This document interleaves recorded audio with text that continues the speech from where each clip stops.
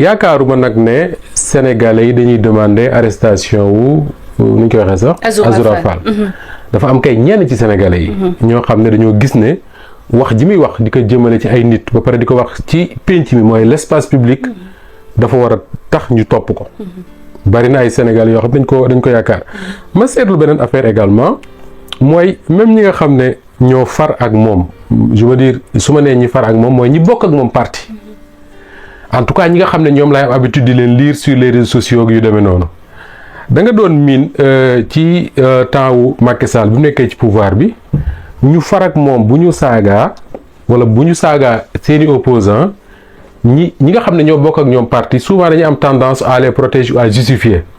c'est vrai que parmi les gens de Pastef am na ñoo xam ne ils essaient de justifier li nga xam ne moom la Azoura def mais ñu bari boo seetloo Safiatou boo leen lire dañ naan Azoura nañ ko teg ci yoon. man nag ma jàpp ne loolu lu positif la le fait que ñi nga bokkal camp sax gis ne yow li ngay def nii dañ la war a jaarale ci yoon. muy benn ñaareel ba yaa ko wax sànq mooy ay saaga sur l'espace public yàgg na fi am depuis peut-être même avant Macky Sall di ñu ci pouvoir mais dafa gën a takkarnaase quand le combat a débuté entre Macky Sall et le PASTEF.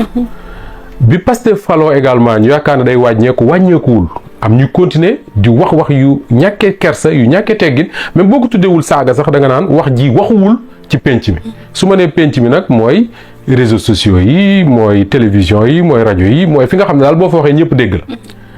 ñu bari jàpp ne jaaduwul te dafa war a dakk ñu bari jàppoon également que ni justice daf ko yolomal trop ak ñi nga xam ne ñoom ñooy def loolu ba tax le premier ministre ci boppam Ousmane Sonko dem assemblée nationale wax ne léegi tolérance zéro ci wàllu injure publique ak yu demee noonu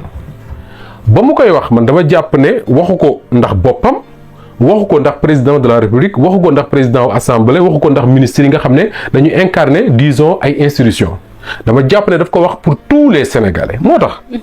quand j'ai vu des gens dire que oui Azoura saagawul un président saagawul un premier ministre dafa saaga Macky Sall mi nga xam ne léegi citoyen la comme citoyen yépp Macky Sall da ko war a porter plainte su ko porter plainte ñu topp ko mais procureur jarul mu autosaisiru ma ne jàpp naa ne wax loolu njuumte la xam nga tax ma jàpp ne njuumte la Safiatou mooy su fekkoon de Azoura Fall mii ñuy wax dafa dajeek Macky Sall ci un espace privé wala feneen fu ma doon mu dagg saaga jëmale ko ci Macky Sall su neexee Macky Sall mu fay su ko neexee mu porter plainte loolu seen problème la mais su fekkee ne daf ko wax dans l'espace public mooy li ma la wax sànq muy télévision rajo réseaux sociaux et tout il a fait un live wax li muy wax à partir de cet instant là dama naan injure ci espace public bi la amee et comme dafa am ci espace public bi su ko Safiatou defee ñu jaar la ko ci yoon su ko Moustapha defee ñu jaar la ko ci yoon su ko keneen defee ñu jaar la ko ci yoon su ko ku tudd Azoura Fall defee dañ ko war a jaarale ci yoon man loolu laa gëm am na ñu ma gis ni ñu ne way vidéo bi sax est-ce que lu bees la est-ce que yàggul et cetera et cetera et cetera peu importe l'essentiel mooy li ci bees et loolu laa lire sànq ci suba mooy le procureur dañu wax ne il s'est autosaisi moo tax ma wax la na man buñ ne ma fii ak ngoon wala suba jàpp nañ Azoura Fall ne ko ñu koy waxee sax ne ko kap tëj man du ma bett dama ne la fii ak ngoon wala fii ak suba buñ ne ma jàpp nañ Azoura Fall du ma bett pourquoi du ma bett parce que li ñuy bañal ay sénégalais yi nga xam ne c'est ay doomu Sénégal lañ qui ont exactement les mêmes droits et les mêmes devoirs dans ce pays nga xam ne leur seule différence ak Azoura Fall c'est bon waaw c'est bon daam lu may vérifier rek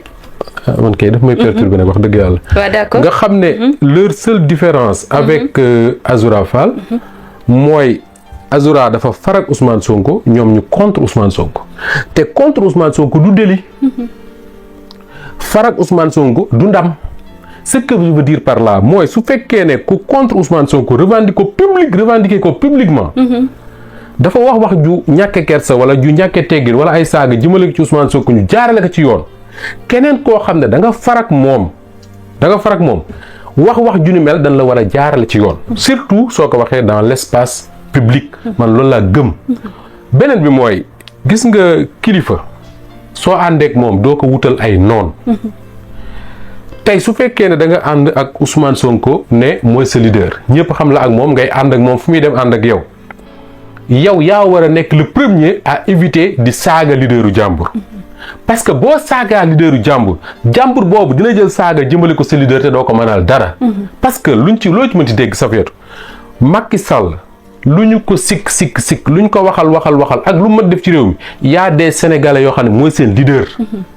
ni ñoom Azoura Fall gëmee Ousmane Sonko noonu la ñu gëmee Macky Sall donc soo bëggee ñoom ñu jox cër Ousmane Sonko bañ koo saaga ngalawaay bul saaga seen leader.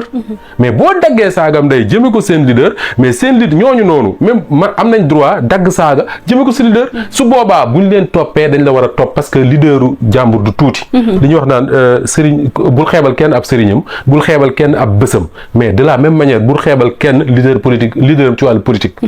muy benn li ma ci bëggoon a terminer très rapidement. mooy dans tout ça man dama jàpp ne suñu arrêté nu ñu koy waxee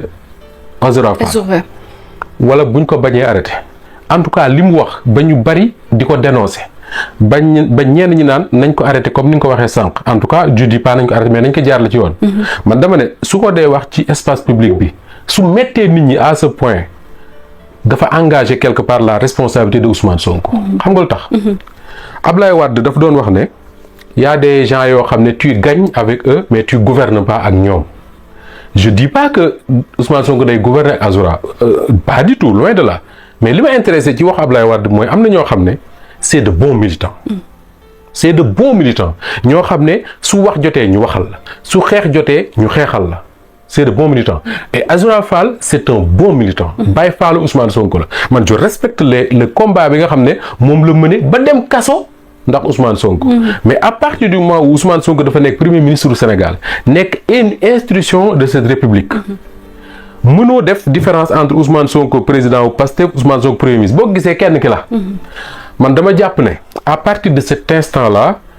ku mel ne Azoura Fall nga xam ne ñëpp xam nañ. sa façon de dire les choses cette façon crue de dire les choses da ngay toog benn mois boo xam ne soo nekkee premier ministre da nga koy woo nga ne que am na yoo xam ne mënatul nekk un premier ministre am na ñoo xam ne kenn du leen gis ci wetam j'assume ce que je suis en train de dire un premier ministre dafa am ñoo xam ne kenn waru leen a gis ci wetam wala boog su waree gisee ak ñoom na gisee ak ñoom ci permanence su partem wala ci ses appartements privés comme on dit wax ak ñoom li ñuy wax ak ñoom mais su fekkee da nga nekk premier ministre du Sénégal booy génn am ñoo xam ne dañuy ànd ak yow ñii di filmer ñii di photo ñii di nangam ak nangam y a pas de souci mais su fekkee ne ñooñu mënuñu am ce qu'on appelle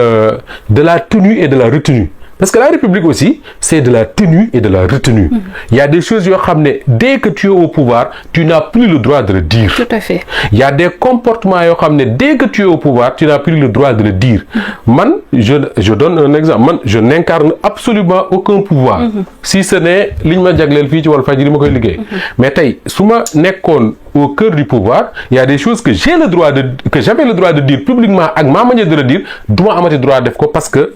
encore une fois,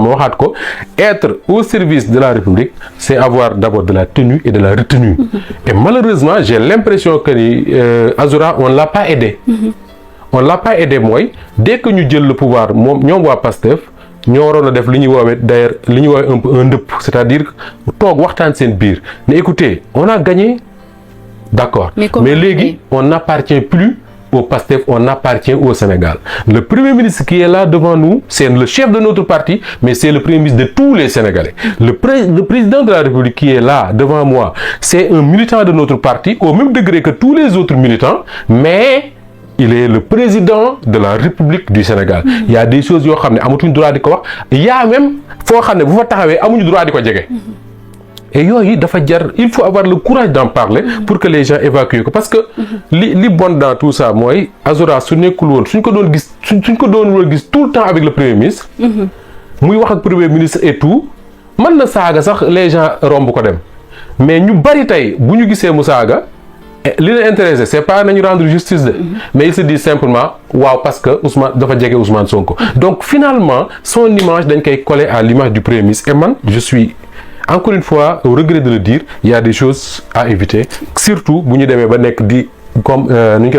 di incarner une république. Parce que tay mu neex Sénégalais mu naqari leen ñi far ak ñoom ak ñi leen contre ak ñëpp. C'est le Pastef qui est le parti au pouvoir. Tout à fait. Et le parti au pouvoir sañul lépp. Déedéet. sañul lépp. Il y a des choses à ne pas faire. Tout à fait xam nga sànq li nga wax dafa am solo muy avoir de la tenue et de la retenue. C'est important mais sànq li ma doon vérifier mooy bi ñuy wax arrestation bi ñuy wax tout à l'heure dama sànq dama dégg ne Azoura Fall je crois que arrêté nañ ko moo tax tout à l'heure quand bi nga naan moo tax c'était ce que j'étais en train de vérifier. mën na nekk maintenant je ne suis pas au courant ba may dugg fi. voilà maintenant j'étais juste en train de vérifier. Maintenant autre chose mooy ma daaneel foofu noonu rek mooy li nga wax ci Ousmane Sonko ak Azoura Fall c'est important mais ñoom tamit ñoo ko mën a dimbali en quoi c'est-à-dire yow sa leader bu fekkee ne lii lay aaye yow bu ko def. merci beaucoup. waaw merci parce que mënoo digle sangaay ba pare te yow doo sangu. merci beaucoup. Safiatou tu as réglé le problème. c'est ça c'est-à-dire que njiit dañ koy dimbale. c'est ça tey soo nee le premier ministre ñoo bokk parti. ñoo daan ànd ak moom di xeex. di yendu këram di naan sombi nangam ak nangam ak nangam. le président de la République noonu à partir du moment où ñu nekk di incarner institution. yow yaa leen di dimbale. su ñëpp soxlaa yow nga war a nangu ñàkk. je veux dire tey Ousmane Sonko Sénégalais yi bare ko bëgg a gis mais les gens de son parti pour l'aider ñoom ñoo war a accepter que d'autres Sénégalais puissent le rencontrer discuter ak moom de l'intérêt du pays. De la même manière le président de la République de la même manière tey tu te dis man lépp loo xam ne sama leader da koy bañ du ma ko wax ci penc mi. pourquoi parce que su ma ko waxee après dama koy teg gêne ndax tey imaginer lu woon tey ñu ne. procureur de yónnee neen nañ jàpp Azoura Fall ñu ne non finalement jàppuñu ko ñu ne pourquoi ñu ne on ne sait pas les gens qu'est-ce qu'ils vont penser que Ousmane Sonko derrière. Et ça li nga wax Safiatou merci de le dire comme ça sa njiit yaa koy dimbale.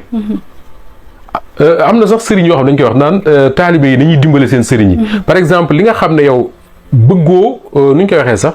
sa sëriñ bii nga xam ne moom day woote lu baax di woote jaamu yàlla di woote ci ak njub di bëggulu kii yow da nga war a rus ñu fekk la ci naan taalibe diw dañ ko fekk muy def nangam est-ce que yaa ngi di wax taalibe diw dañ ko fekk muy def nangam de la même manière da nga war a rus yow Ousmane Sonko taxaw Assemblée nationale ne dootuñu fi nangu kenn di saaga ay nit sur l'espace public yow yaa war a nekk le premier à dire man de kenn du ma dégg ma saaga nit sur l'espace public soo ko daan def nga ne bàyyi naa ko bés na ki tey jël ci résolution yu ferme je le dis parce que j'ai lu quelque part ñu ne la vidéo dont il est question xaw na yàgg je n'en sais rien j'ai pas vérifié ba xam yàgg na am déet mais li ma bëgg a wax rek mooy su fekkee ne dañuy bañ ku saaga Ousmane Sonko ak Bassirou Diomaye Faye ak ñeneen ñu mel na ñoom sur l'espace public yow su fekkee da nga bokk ci parti boo xam ne Ousmane Sonko ko jiite yow da nga war a ne man aussi du ma saaga leaderu keneen sur l'espace public. parce que boo saagaa leaderu keneen sur l'espace public mais kooku am na droit saaga sa leader. parce que quoi qu'on puisse dire également militant bu nekk moom mooy ambassadeur lii di partem. mais bien sûr. waaw bu nekk yaay sa ambassadeur parti et que comme on dit bu dee jigéen ñu ne la doom ju jigéen jàngaaniwul ndey jaay yor royuwaay ba. c'est tout simplement wolof nee na bay sa weewu tànk effectivement li nga xam ne moom la Ousmane Sonko wax ci Assemblée nationale te man ma jàpp ne da koo gëm man dama jàpp ne dafa gëm ne ku fiy saaga dans l'espace public dana jaar ci yoon. il parlait avec conviction. beneen bi fii ci Grand Théâtre bii la taxaw Esplanade Grand Théâtre moom Ousmane Sonko mu ne le premier ministre daf ne ma le ministre de la justice daf ne ko am na benn xale bu ñu jàpp xawma bu wax xawma lan daal ci sa parti la bokk Ousmane Sonko ne ma ne ko defal sa liggéey mooy jaarale leen ko fi ngeen di jaarale ñëpp mais yooyu mais bien sûr yooyu waroon na alerter tous les gens yi nga xam ne dañuy wax au nom du PASTEF nga xam ne ces militants là muy surtout ñi nga xam dañuy def ay live ak tout parce que ñoom ñooy nekk parfois en danger duñ ko xam tey am na yoo xam ne sax dañu war a éviter ñoom seen bopp buñ leen provoquer ñu éviter de répondre à la provocation parce que après c'est l'image de leur leader moom la ñuy yóbbaale surtout que ñoom dañoo am leader boo xam ne man loolu dama ci xam dara nag dañu am leader boo xam ne ñoom waa PASTEF dara gënalu ko ses propres militants bi ñu agressé les militants de PASTEF à Saint-Louis tu te rappelles ci campagne ba man am na ku ma ci waxtaanal koo xam ne moment boobu moo Ousmane Sonko ñooy ànd tout le temps mu ne ma quand Ousmane Sonko a reçu l'information de cette agression là pratiquement dafa tàggoog sagoom parce que il se disait que mais attends man mënuma ànd ak ay nit ñu leen di agressé bi ma nekkee opposant mënuma ci dara tey ma nekk au pouvoir ñuy continuer di leen agressé quelqu'un qui a cette relation là avec ses militants li nga wax Safiatou mooy dëgg ces militants ñoom ñoo koy aider maanaam lépp loo xam ne moom da koy bañ ci penc mi ñoom ñu bañ koo def su ko keneen defee ñu mën koo jaarale ci yoon mais tu peux pas mettre diw en prison parce que dafa saaga ba pare nga bàyyi keneen muy saaga parce que simplement dafa faral le premier ministre. alhamdulillah indeem doon nañ muritu yu dëggal luy dal ku ànd ak borom Tuuba ëllëg nanu dal